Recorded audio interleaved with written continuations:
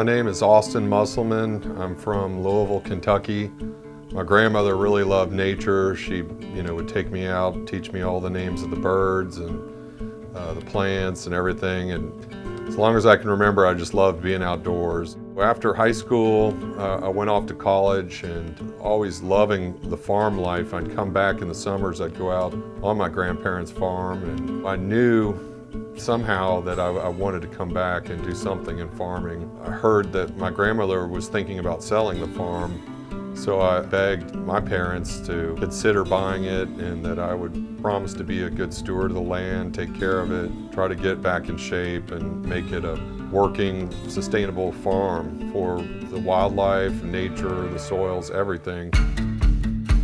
I started hunting when I was 8 years old, tagging along with my dad, and when we got to go hunting together, it was just the two of us, and building the blind together, sitting in the woods together, and it was just a moment with him, something I still remember even when I was 8 years old, like it was yesterday. That's another thing that's always attracted me to hunting, is just the experiences of sharing it with other people and friends and family. Not only the hunting, but also the stewardship work that we've done while we'll be out there with now my children. We may be messing around on a four-wheeler, planting trees, and a lot of the things we do out there, we're not going to see immediate results from, that they're going to take decades or longer to really see benefit, and that the things we're doing is not just for our own benefit for hunting now, but it's also being just good stewards of the land and also doing something for generations to come. This is a really good place to find some sheds out here. Keep your eyes peeled. They're feeding a lot right now out here because this stuff's greened up.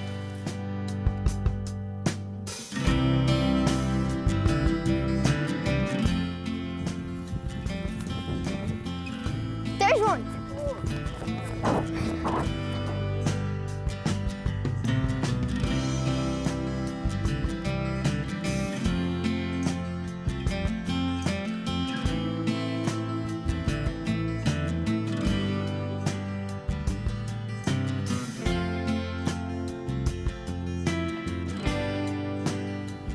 That's amazing you got that. Yeah. It's so cool being out here with your grandfather and me, and it reminds me when I was your age and Pop took me hunting the first time. You got that 8-pointer. We thought that was huge. Yeah, it's amazing that how this all started, and here we are together out looking for deer antlers together. It's pretty neat. All right, let's go get some more. Yeah, all right? It's gonna be tough to top that.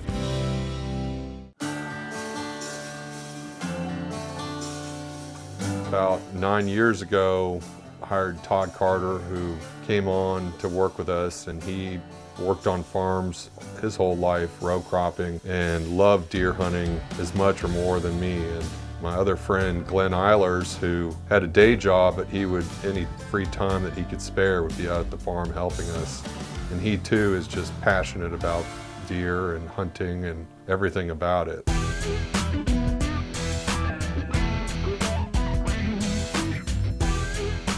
Let's go in here and do a little bit of hinge cutting. That's an area we've been wanting to work on for a while. This guy right here looks like a perfect canyon. Yeah. I'd say drop it either north or south here. That way they can get on either side, whichever way the wind's blowing in the wintertime. Get a little bit of wind break.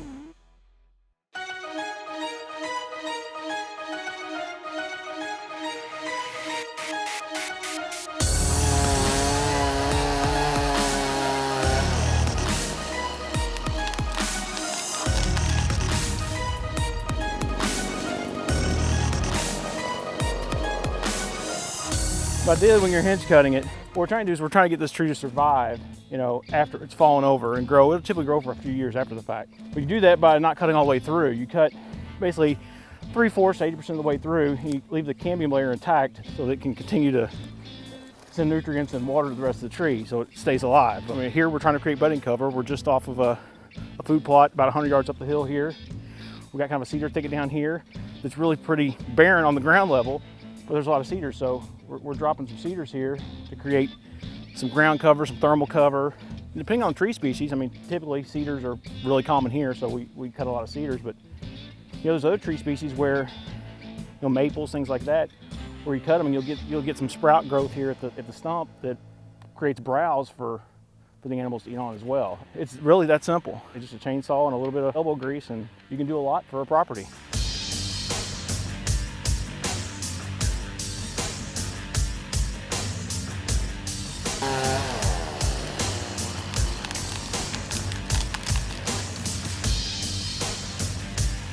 Here's another example of an area that, you know, we've kind of defined over shed hunting. Over the years, we've found, you know, multiple sheds underneath cedar trees. If you look around, most of the cedar tree limbs are all the way down to the ground. But we've found them before where this kind of grassy area is growing, where the limbs are higher up. So we'll go around and create those same type of scenarios where we'll just cut the lower limbs off. You got this great canopy. You have the nice grass for thermal cover. It's simple. I mean, it doesn't take, it's low tech as it gets. I mean, it's a chainsaw and a little time is all it takes. It's just something good to add in with the hinge cutting.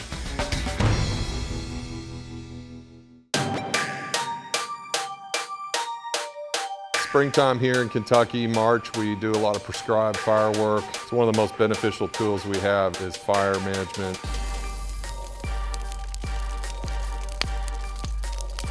We're going to burn a couple small units today. We've just found this prairie grass plantings on marginal soils. Just great habitat for everything, deer, turkeys, quail. Got a couple of my buddies here today helping me, Glenn Eilers and Todd, who works on the farm. 3 guys is a good enough crew here for this type of burn. East wind, we're going to burn around the Jack Daniels barn. Right here?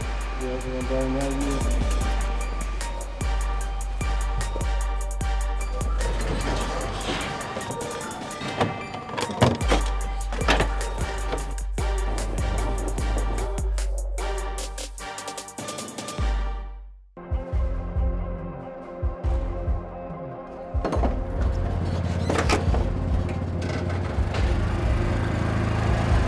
Get 2 drip torches, and you know, one go west and one go to the south here on this line, and you know, this fire should rip all through this unit. It should be fun. We got good conditions. Good. Let's light it up.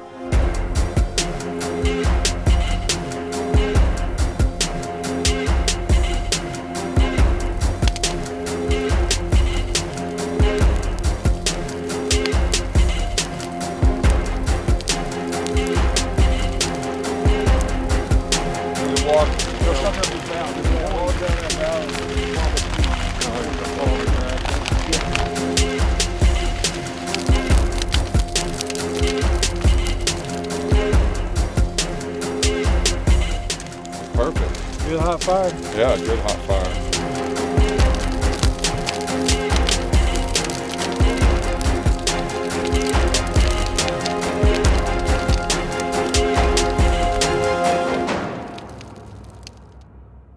It's good to burn that thatch off. I mean, it's I don't know how you'd manage these prairie grasses without fire. And they bush hog it all just keep piling up there. Yeah. Burning that off, you get that bare dirt where the quail, turkeys, all that can bug better. And well, it's nice too. It hits those woodies, you know. yeah. All the cedars and all the softwoods. They would take this place over if we didn't use the fire. It'll be interesting to see how this comes back and how green it'll be in a couple weeks. It'll get green, and hopefully the turkeys will get in here and nest in it. Yep. Well, it looks like we got this one wrapped up. I guess we'll head to the next one and All right. try to finish up for the day. Let's move on. Let's load up.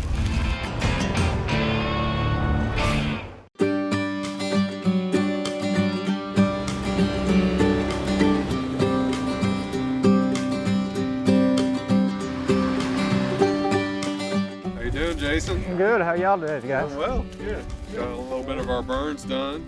Good. You saw the smoke? Yeah, quite a bit of smoke this morning. Yeah. So you planting some of this alfalfa out here, huh? Did. We got this field done this morning. Uh-huh. Should be a good stand. Good, good. Well, it's nice we can plant a little alfalfa for the cows and roll it up if we need to, and the deer like it too. So this spot is really special to us. A lot of firsts went down in here in this field. It was the first place I ever killed a deer. It got a little button buck, and it's only 75 yards away from here. And right behind me, I killed the biggest deer I'd ever killed. We were flipping through our trail camera pictures several years ago, and we noticed a 3-year-old deer that had a kicker point. He had really long tines, he had long brow tines, and you could tell he was a young deer. We just said, this is one to watch. This is actually the deer at 3.5 years old with a nice little kicker, and he actually had triple brows on this side here. We definitely wanted to watch this deer and see what he developed into. So the next year, we start running our trail camera pictures early in June. We start off on mineral licks that we put out, and we saw this deer come back, and we recognized it was him. And he had similar characteristics, but made a nice jump and had a lot more character points. It was amazing to see the development of that deer and the drop time, the mass, and everything he carried. This was going to be one of the largest deer that I've ever had any chance of dealing with. The following year, again, running our cameras on the mineral licks, he'd come back just like nothing we could ever imagine. Even though he was still developing, you could see he just had quadrupled in size, had just points coming out everywhere. It was like a deer you've read about, but you never really thought you'd have an opportunity at one like it. My whole team and I, we just sat down and we pieced together every bit of information we could on this deer, where we'd gotten trail camera pictures, outlining where we knew bedding areas were in the area that deer preferred, and tried to figure out possible locations to hunt the deer. The only place we consistently get them on trail camera was in the middle of the field. We decided to try to hunt them in the middle of the field. You know, middle of the field, not a whole lot of trees to climb or anything like that, so we came up with the plan to use a roll bale blind. And this was a hay field that had roll bales in it, so we kind of arranged the roll bales and kind of tucked the redneck roll bale blind in amongst all the other roll bales and thought, hey, this might work. So finally, opening day of bow season came, and we'd been planning on how to make this hunt count, because we knew a deer like this, you wouldn't get a lot of second chances. This deer on our mind and all this preparation work we've been going into, and decided this would be so cool if we could capture it on video. We bought a nice camera, like if we're gonna do this, we're gonna do it right. So I was fortunate enough to be the designated cameraman. Of course, there's a learning curve to these things, as you'll find out if you ever try to do it. It was just tremendously hot. We got in this round bale and the sun was beating down on it. We were just pouring in sweat. It was probably 140 in the blind. We set that night, and probably, hindsight, probably due to the heat, the deer just weren't gonna move that early. So we didn't end up seeing the deer. We kept checking our trail camera pictures. We noticed he was still coming out. Like, he's showing up every night after dark. We're getting him on camera, so we know he's still coming. We just gotta be there when he does. To join Gamekeepers, visit gamekeepersclub.com or pick up a magazine at Tractor Supply, Walmart, or Bass Pro Shops. Finally, we got one night that was just amazing. It was a high pressure system. The wind was blowing steady. It was a little bit cooler, slightly. And Glenn and I pile into the blind again and kind of ribbing each other, saying, hey, imagine if he comes out early and with all this light. And it wasn't just a couple minutes later, Glenn was looking out another viewing hole out the redneck roll bale blind, and he said, there he is. And of course, at that moment when you realize this deer's standing, at that point, 150 yards away, you just you feel it. And it's a feeling that you can't replicate. I mean, you have to be a hunter. You have to really appreciate and know what all went into this to get you to this point. And now he's standing 150 yards away.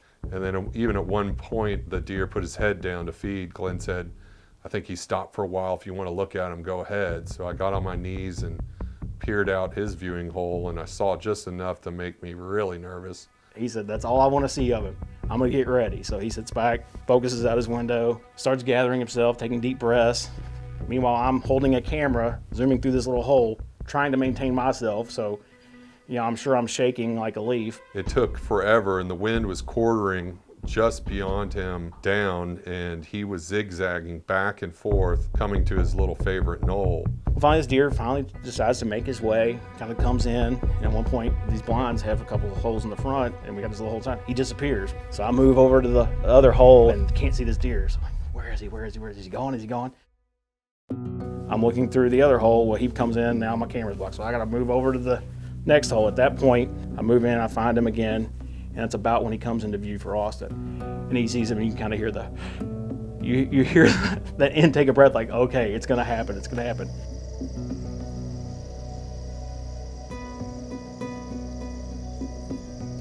I just basically said, I'm on him whenever you're ready, and within a few seconds, there went the arrow.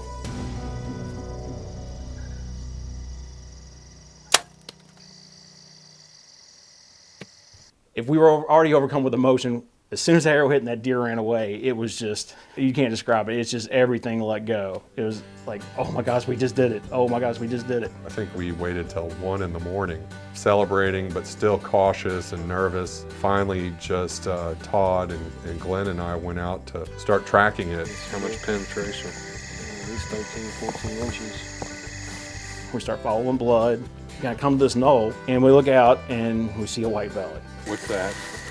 Oh my God. Oh my God. Oh my God. There it is. Oh. Oh my God. Look at this. Oh, look at him. Oh, thank you so much, God. Oh, this is unbelievable.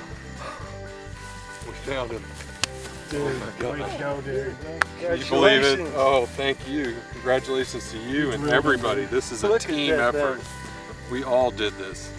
I was just happy enough to pull the trigger. Getting that big deer was just a huge satisfaction for me and everybody involved. We had come from a time when, you know, a 100-inch deer or a button buck was a trophy and rare to see, to where we harvested one of the biggest deer I know I'll ever see in my lifetime. And it was really a great moment to have all that hard work pay off. Congratulations. Oh, thank you, thank you. Well, let's All right, get I gotta rally put the this camera troop. down and touch him. Dude, oh my God! I gotta touch him.